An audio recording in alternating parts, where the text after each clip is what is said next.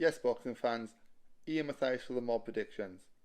Saturday the 13th of November, live from the Sheffield Arena, Northern Lass Terri Harper will be defending her IBO and WBC world titles against American Alicia Baumgardner.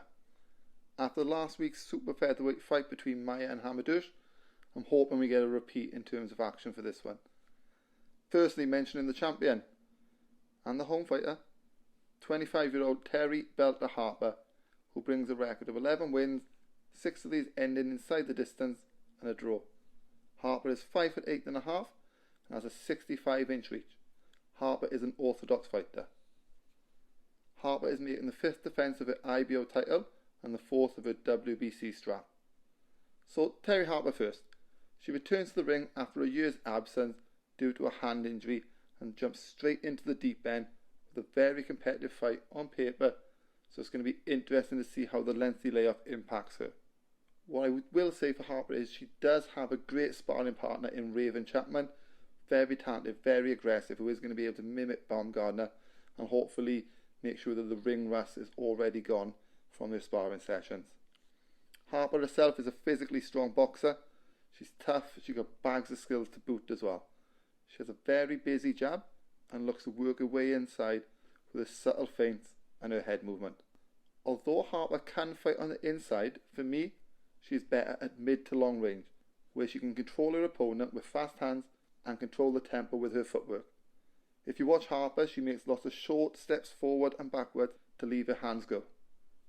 Occasionally Harper doesn't bring her left hand back quick enough, and against Natasha Jonas she did walk onto a few right hands, but she isn't fighting the southpaw this time. She's fighting an orthodox fighter, so that will be less likely to happen.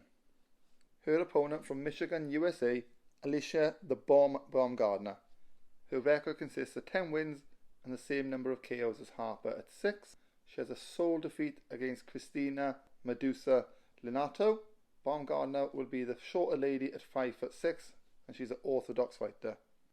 I have to be honest and say it was difficult to find much footage on Baumgardner, but from the little I have seen, she has quick hands, she hits hard. In her fight against Medusa, Baumgardner's early success with the jab was taken away as the Greek lady was able to time this and come over the top with her right hand and ultimately took the victory. Baumgardner knows what it takes to be world champion and has the belief that she can get the win. She shows this, that she's confident she's happy to travel to the UK to challenge Terri Harper in her own backyard. Her last outing was an 8-round points victory over Vanessa Bradford in August. She is the most recently active of the two fighters.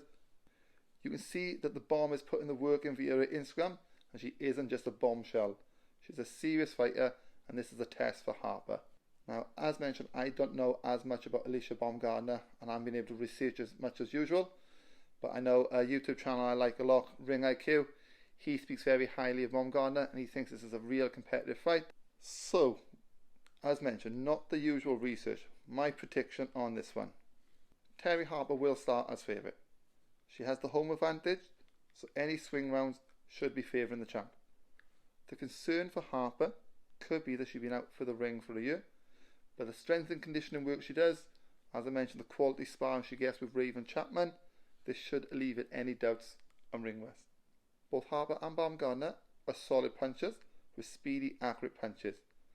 I do really rate Harper, and I'm hoping, similar to Linda's fight, she's able to get a read on Baumgardner's jab and use her strength and inside ability to take the fight away for her and claim the victory.